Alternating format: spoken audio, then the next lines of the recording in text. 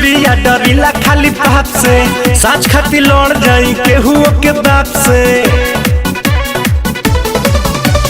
हई भोजपुरिया डरिला खाली पाप से, साँच खाती लड़ जाई केहू के बाप से। तो पीछे हटम न के तनो झमेल होई, आज जेल होई काल बेल होई,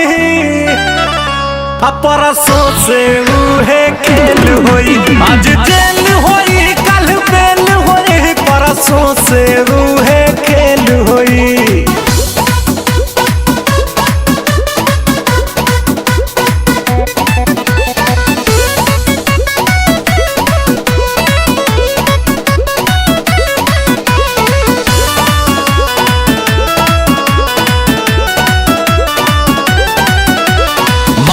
पगरिया अमुहवा में पान बा, पिस्टल कमर में असीना उतान बा।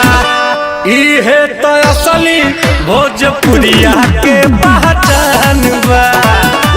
इहे तो असली भोजपुरिया के पहचान बा। भारी सौ पाएक अकेल होई, आज जेल होई काल बेल होई, परसों से उहे खेल होई। आज जेल होई काल बेल होई, परसों से उहे खेल होई।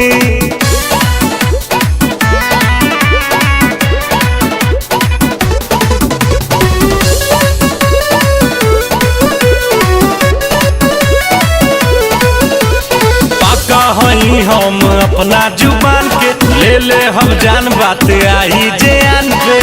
करिले न सहीले माटी के अपमान के, करिले न सहीले माटी के अपमान के। भरते हम जे माथा फेल होई,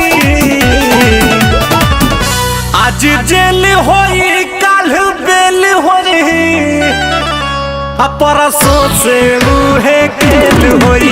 आज जेल होई